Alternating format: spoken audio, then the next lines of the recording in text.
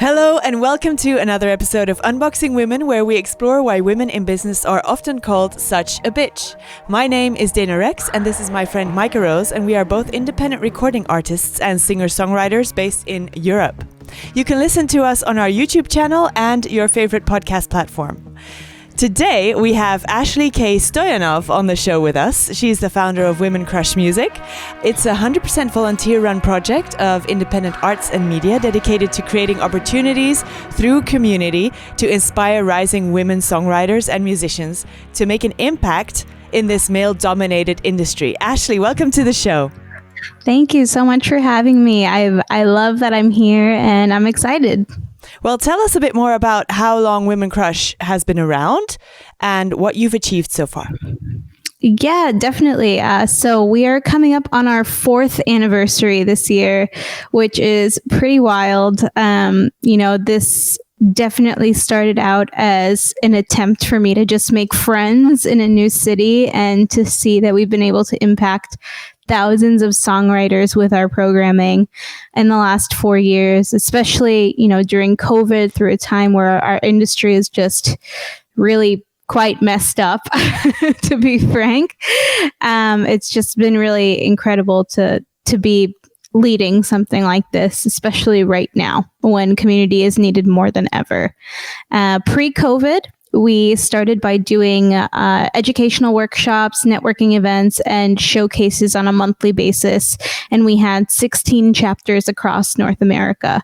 And we were all volunteers still to this day. And it's been awesome to see the team change and grow over time, depending on what we're doing.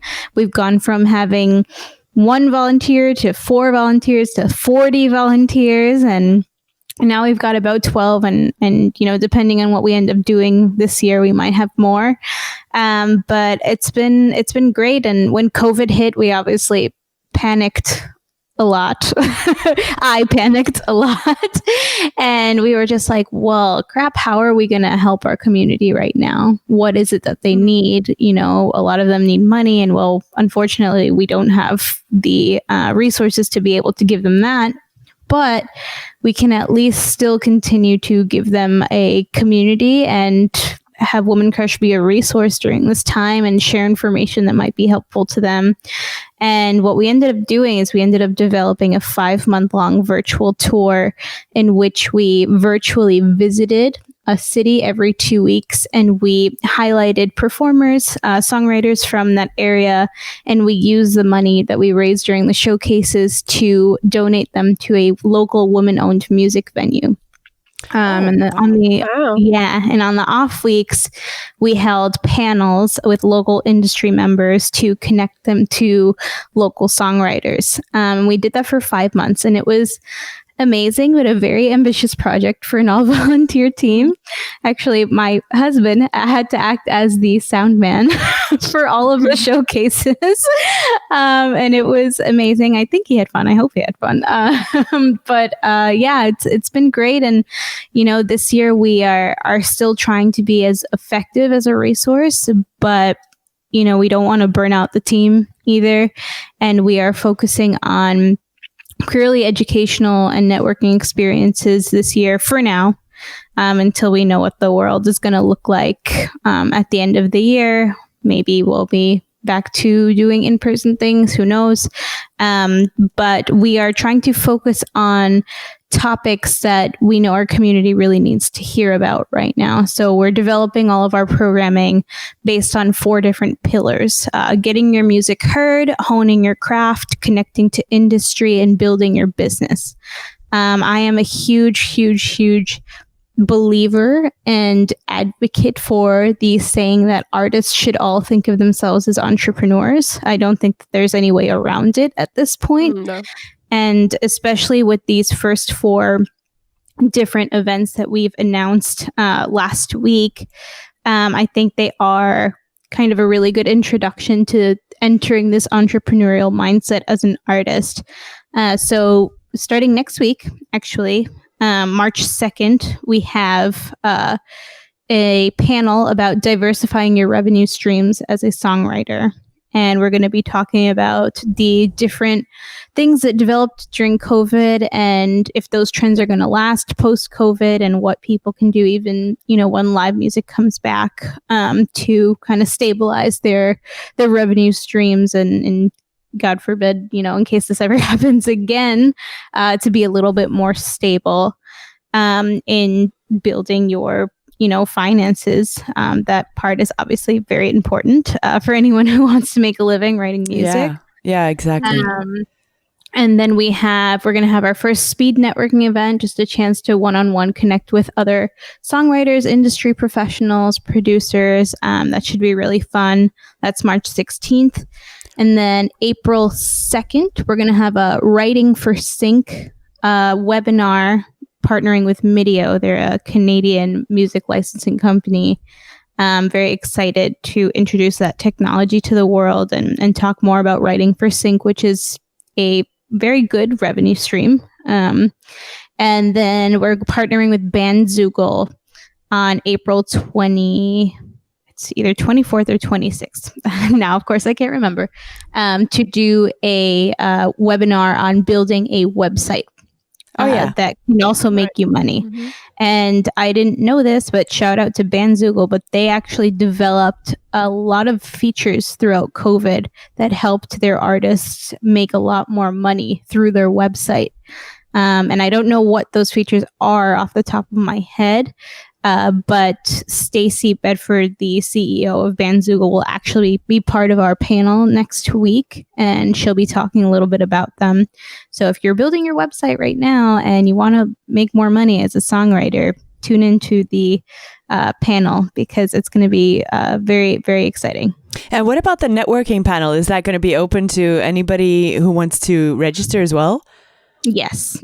All of our events are donation based and open to everybody. They're usually about $5 to $10 US dollars, but we do want to make it accessible for everybody. And we understand that not everyone might be able to make a donation at this time. So I always say, just email me and I will give you a promo code. It really is, Woman Crush Music also needs money to continue to do what we're doing, but I think at this point, especially during COVID, we really need each other, and we really need to band together to get these resources and this information out there. So do you find that you have, because you're mostly US based, right? So do you find that you have mostly US people tuning in, or has COVID kind of given you a wider range of nationalities as well? My hope is that we have more people tuning in internationally. I saw when we were doing Instagram live showcases, we actually got a lot of international people tuning in there, and we got some artist submissions as well from the most random places, Australia, Amsterdam, Argentina, like all these places. I was just like, wow, I can't believe Woman Crush is reaching all of them. But in terms of showing up for these most recent educational events that we've had, not that I know of, maybe they were there and they just didn't say anything. But my hope is that we can expand, especially once we're able to do live music again. My family's from Mexico, and my dream has always been to kind of set up shop and have a Woman Crush chapter in Mexico to start, and then branch out into other parts of Latin America, because that would just be a dream come true for me. Yeah. Awesome. So, this is not just a small community anymore that exists on the socials. This is like a full-scale organization doing all kinds of outreach. You before COVID, I don't know if you're still doing that virtually, but you guys were partnering with universities and doing songwriting and performance retreats, or is that still in the planning? That's definitely part of our future planning, for sure. We're definitely thinking about ways we can do that.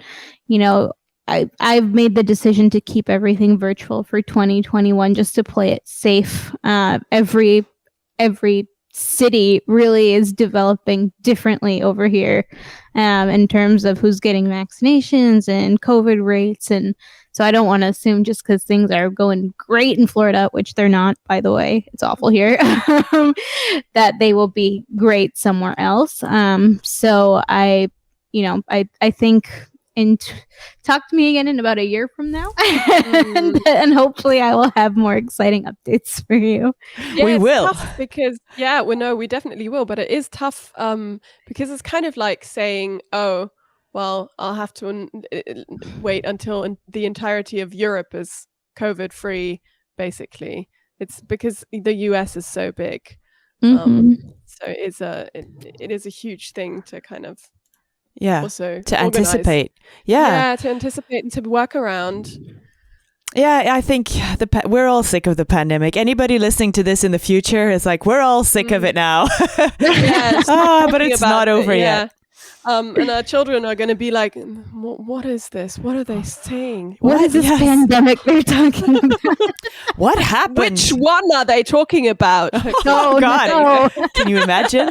Oh, goodness me. All right, so I just wanted to ask you, Ashley, how did you start out in the music industry? Like, what drew you to music? What was your path? Yeah. I was a singer-songwriter in my past life.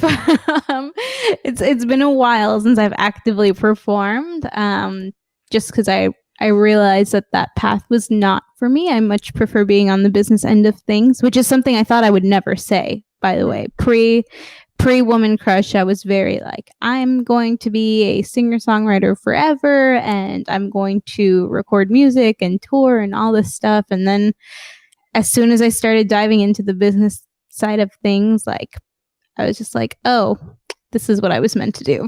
Got it now. Cool. Yeah.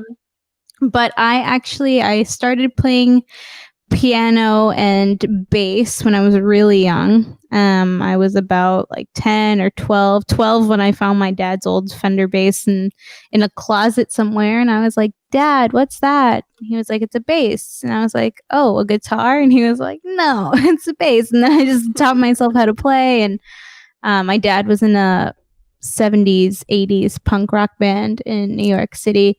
They were not very good. They were not very good. Sorry, Dad. I know he's going to listen to this and be like, why did you say that? They did play CBGBs though, which I think is pretty awesome. And I wish I hadn't missed that opportunity. But yeah, it started from there, and I ended up going to LaGuardia Arts High School and majored in music there. It's the Fame School, the one that the movie is about. And they kind of just drilled us with 3 to 4 hours of classical music training every day.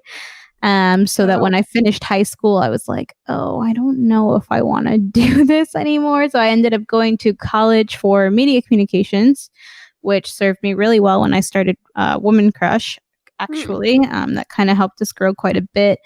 But then I really got the songwriting bug in college, and I started really writing and singing my own songs, and people liked it. So I went through bunch of different bands and rock trios and blues duos and all these different variations of writing my own music and performing. And I ended up releasing a solo EP and kind of kept the solo thing going for a while. And I started co-writing with a couple of pop artists when I got to Portland, and I realized that I really enjoyed doing that much more than I liked putting myself out there as an artist. And I think it's because I really like writing that style of music, and my voice is just not suited for it. And who did you write with? So I've written a few songs with Kingsley, who is a up and coming pop artist in Portland, Oregon. Also Courtney No. Right now I'm working with Stephanie Carcacci, who is a singer here in Miami, actually. She's releasing her first single probably in May this year, but we've been exploring some soundtrack writing together, which is very exciting. Nice. I definitely think that's something I want to do more of, just big epic kind of like Florence and the Machine sounding movie soundtracks. And do you produce as well then? I don't, and I probably never will. Honestly, I was not given that talent. Music production is something I tried to teach myself over and over and over again. I think it involves a great deal of patience, which I do not have the mindset for. It's like the repetition, and I think that's also part of the artist process that I never liked, is like being in the studio and having to record things over and over and over and over again. I'm not very much of a perfectionist, so that process was grueling to me, honestly. But it's important, and if you're going to be a career artist who is constantly releasing music, like, you have to do it. There's no way around it. Like, you have to do it. And besides Women Crush, you also coach businesses with their marketing strategies? Yes. So I focus on community building and client experience. Also, again, developing different revenue streams. And I kind of stress the importance of partnerships in marketing strategies as well. I've been working with a lot of tech and media startups. Okay. I love startups. I'm a startup nerd. My long-term vision for my life is to be an angel investor for women-owned startups. And I'm working towards learning everything I possibly can about startups so that I can do that one day. Cool. But that's kind of the direction my life is headed in right now. But I love talking to people about their business or creative project ideas and helping them bring it to life, because the way I have lived my life thus far, I think about it like Woman Crush has turned into this thing way bigger than me. And that would have never been able to happen if I had held myself back when I was first starting out, being like, I don't have the experience. I don't have the money. I don't know anyone who can help me. Like, there are so many like buts when you think of an idea and you're just like, oh, but I don't know how to do this. But I don't know anyone who can help me do all this. those things. Or I can't do this until I do this. Right. I have to do this first. And I want to help people get out of that mindset, right? And show them that there is a way. There's always a way. It might take more time, but there's always a way. And you know, I clearly felt that there was a need to start something like this, a community, a resource for women songwriters. And clearly other people felt it too. And I think that is always true. If you're looking for something and you're not finding it anywhere, there is a need for it, and you're not the only one that feels that way. Yeah. Maika, you wanted to ask a question? Yeah, it's fine. All right. I just, because I'm hearing a lot of, female owned. So I want to know, when was your first run-in with the gender gap, maybe? How did it influence you to grow an all women and non-binary community specifically? What is your connection with that? I mean, I definitely felt it in music, especially when I was part of a all-girl rock trio for like about a year. And we started booking a lot of gigs really quickly, but we also weren't booking a lot of gigs because the booking agents at these New York City venues would look at us and they'd be like, who wants to listen to three girls playing rock music? Like, their brains couldn't process it. And they just wouldn't book us. And I had a guy actually not pay us. He was just like, but who wants to listen to you guys? I'm like, clearly a lot of people, because there's a lot of people in this room that we booked out. Yeah. And, it was just seeing and like hearing about all these producers that take advantage of these young artists. Unfortunately, it happened to me. When I was first starting out, I met a not pretty famous, but he was kind of experienced producer who worked with a lot of older artists, and he met me when I was young and really just starting out, and invited me to his home studio. You guys, home studio. I didn't know what that meant at the time, but it didn't end well. And let's just say if I ever see him again, I'm going to punch him in the face. Oh my God. Wow. Yeah. You hear that a lot. That's so sad. And I mean, that's one of the other reasons why I really wanted to start Woman Crush, not only as a place to like create opportunities, but I think the sharing of the resources thing is really important, especially, you know, in the local sense, right? If you're just moving to a new city and maybe you want to start working with a new producer or playing at a new venue, like if you don't know, you can end up in some really crappy places. And that's the unfortunate truth. And if Woman Crush can help prevent those kinds of situations in the future, like that's it. Like my life mission succeeded because that's really what it's about, right? Is making the industry a little safer and more fruitful for us. Absolutely. So you're basically providing a network for people to use, and I think that's great. We have similar things here in Hamburg and like Germany with Music Women. I think it's called Music Women, and then you put in like whatever state you're in. And it's awesome. It's an amazing resource. We have like databases and everything, and you can just go and find people.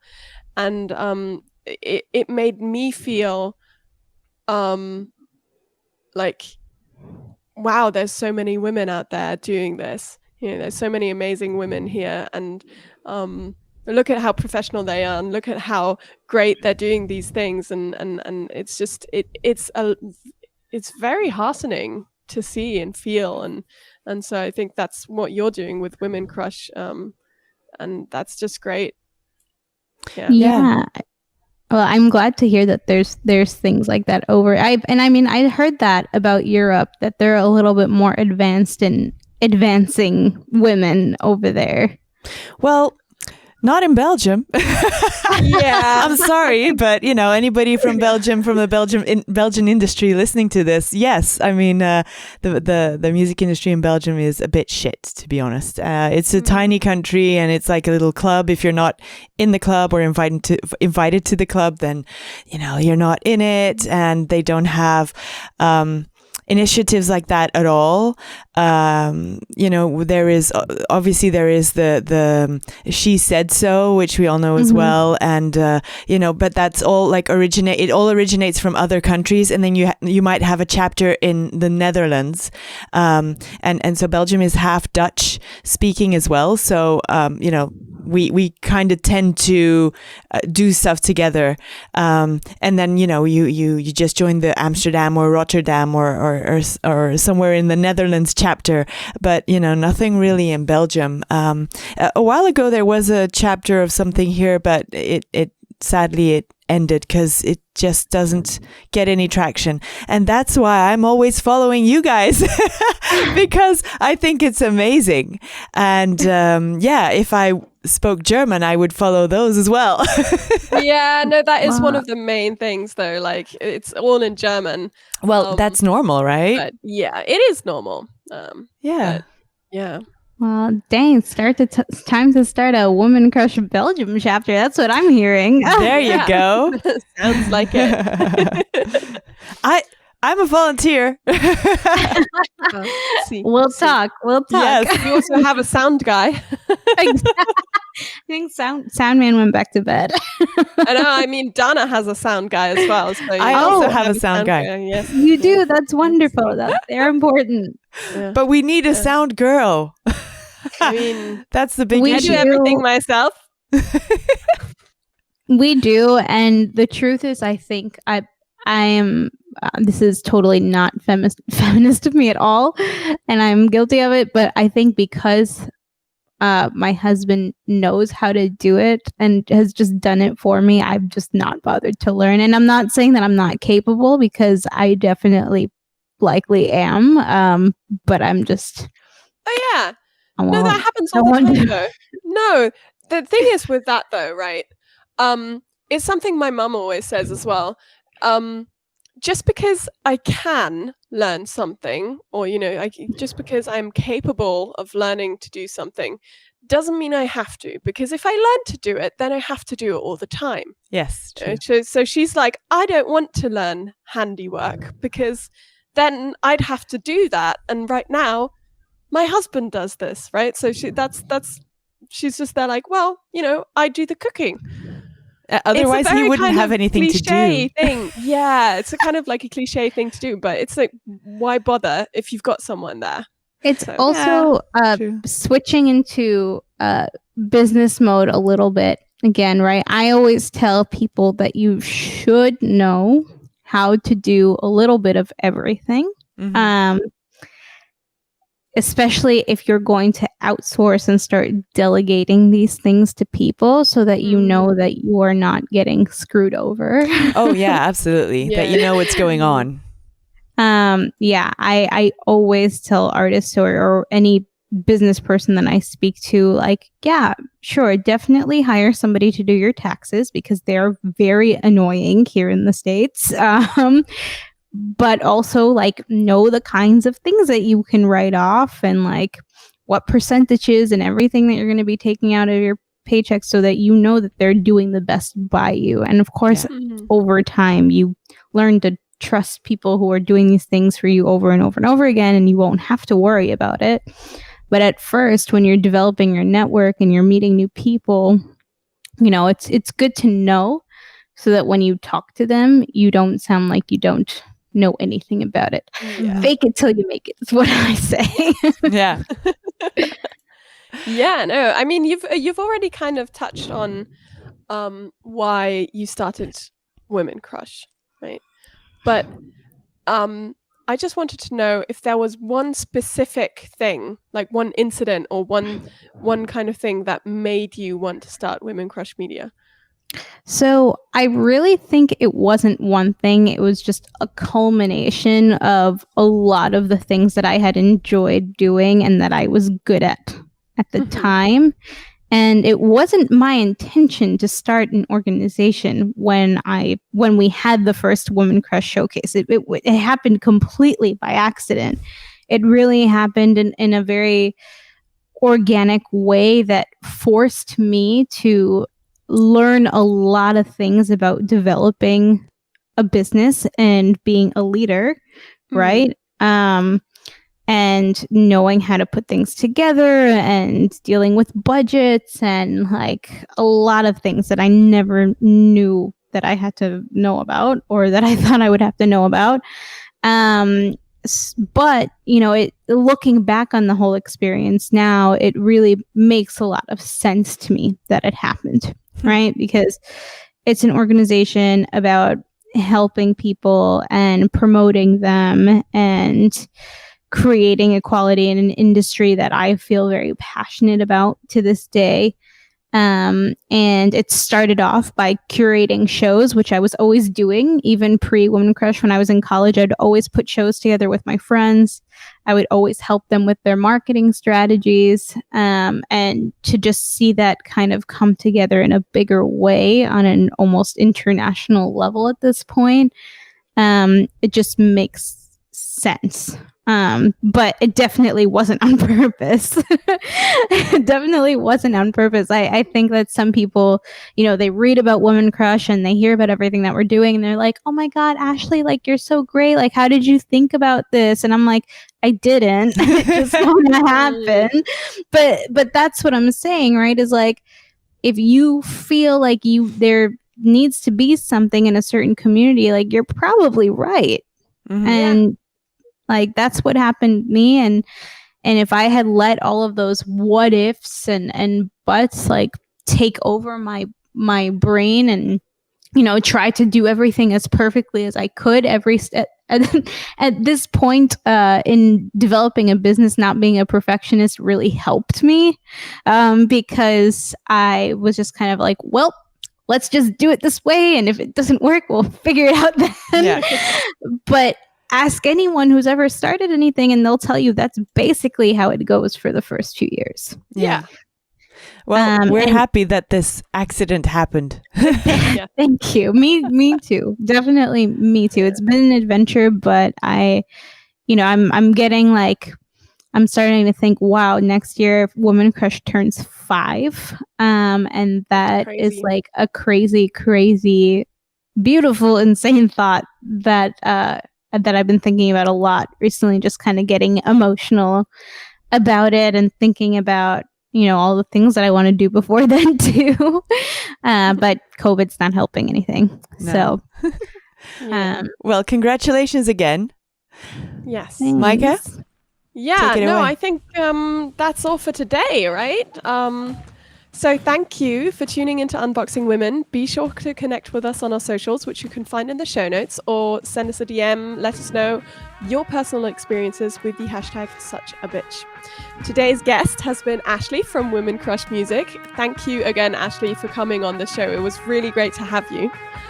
Yes, it was so fun. Yes, amazing. You can find all of the links to WomxnCrushMusic in the show notes, so be sure to check that out. And don't forget to support your favorite artists through merch or donations.